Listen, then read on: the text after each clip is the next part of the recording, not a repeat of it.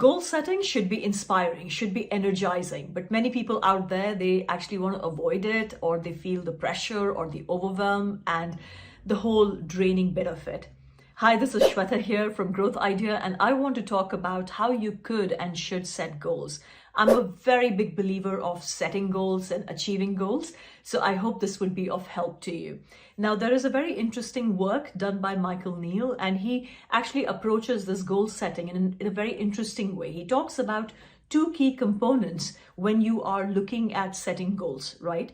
The first one is the involvement of your mental and creative energies, your physical energy into the setting of the goal and wanting to achieve those goals, right? So it's the high or low involvement of your physical, mental, and creative energies. The second element that he talks about is the investment. This is the emotional investment in your goals, where you put your happiness, your sense of well-being, your self-worth on the line in the pursuit of this goal, right? So let me show you a simple quadrant diagram, and hopefully it will clarify. So as you can see, on the vertical axis, there is this high involvement, and on the other side of this vertical axis is low involvement. And remember, this is your mental, physical, and creative energies that we're talking about here. On the horizontal axis, on one side, you can see high investment, high emotional investment, and then low emotional investment. Now, if we start paying attention to each of the quadrants, and you have to ask yourself, where are you? And then obviously we'll talk about where you should be, okay? So the quadrant which is about low involvement and low emotional investment, this is where there is apathy. Okay, people are not really caring about their goals, and they're not really doing much here to strive for their goals. So basically, it's a very low stress quadrant. And also this is where the sheer existence happens, right? Nothing much happens, no growth happens. It's just where existence and survival is happening. Now, I'm very certain you know of quite a few of businesses who are in this quadrant. They're just out there surviving and existing.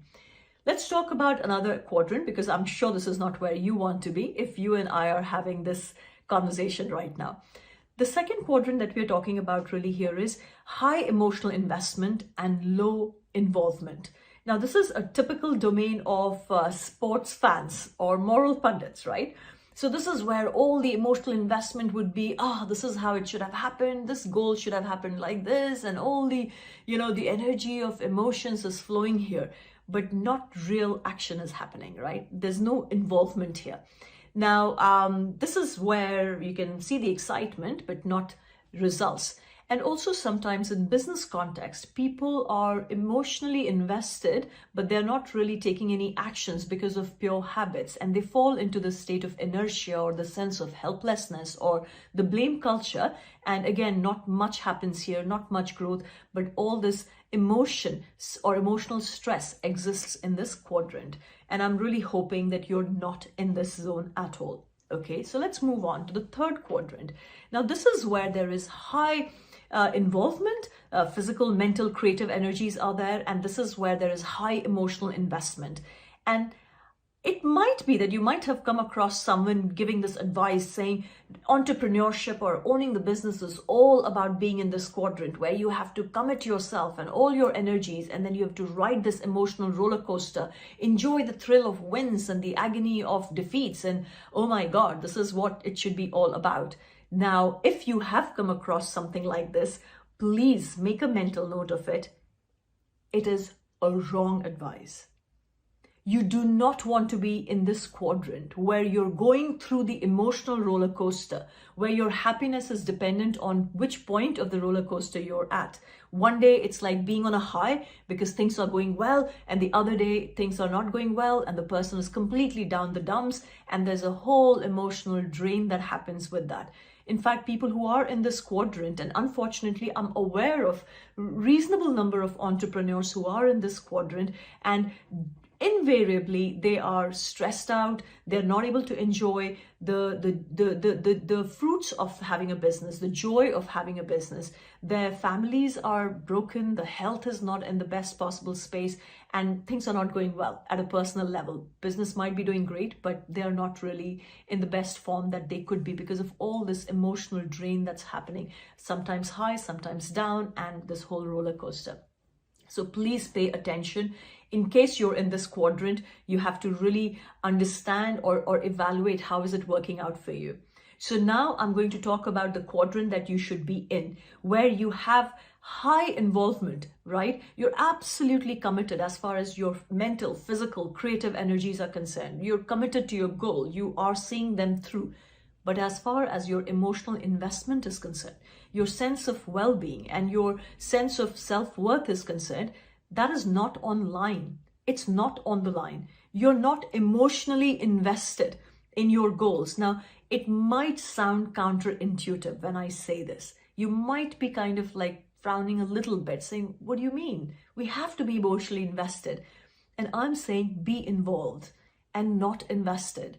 You actually have to be centered, where you're not oscillating with the highs and lows of the business. Because if that's happening, then you're off balance. The decisions that you're making in that state of being off balance are not going to be objective or the best decisions that you could be making for yourself and for the business. To be able to have that objectivity, there has to be this centeredness. And that centeredness means you're not emotionally invested in oscillating. You're there, you're fully involved, but you're centered. And that gives you the best of the best worlds. And for you to have that sense of being centered and then approaching your business is when you understand the difference between what can you influence, what can you control, and what's beyond your control. When you remind yourself on a daily basis that actually your well-being and your happiness or your sense of being enough is not on the line. You're pursuing this goal because why not? You're the person who loves to push the boundaries. You're the person who loves to experience. You're the person who loves to grow and challenge oneself in a conscious way. Therefore, why not? Let's go for it. But you're not putting the goodness of your being, your happiness on the line, because that's where people end up being broken internally. They become broken in their relationships and in so many other areas, which is so unnecessary. So I hope you will remember this as you move forward in your business, that you want to be highly involved, but you want to be low emotional invested. You want to be centered. You want to be objective. And remember one thing, I always say this, that so we were having this discussion with a client, and he said, but Shweta, I thought it's all about being emotionally invested. I said, look, let me ask you a question, God forbid, but in case we have to consult a brain surgeon, right, for one of our loved ones, who would you go with? Someone who is emotionally invested and highly involved, or someone who's highly involved but very centered, very objective, whose hands will not shake when they are operating? You know the answer, right? You want to be that brain surgeon in your business, that expert who is an expert, knows what the person is doing. You know what you're doing, but then you are so centered that you can make those calm, objective decisions. You know you're doing the best possible in this moment. And then you also have the maturity of surrendering after a point, saying, I've put in my best. We'll see what happens. I'm enjoying the process. I'm enjoying the journey. And hopefully outcomes will match too. And if not, it's okay. I tried and I gave it my best and I became a better person in this whole journey. So having that objectivity is so important so you can enjoy what this is called business that you have. So I hope this helps, gives you a different way to think, different way to approach. I'm a big believer in this. And I really hope that you can continue to enjoy your business and you can continue to grow in this. And hey, please reach out, because we are here to help you with that. We are here to keep you objective, to keep you in balance, and at the same time, highly involved in the right direction, with the right strategy, with the right goals, with the right planning, so you can get the best possible that you absolutely deserve. You take care, and I'll be in touch with you again very soon.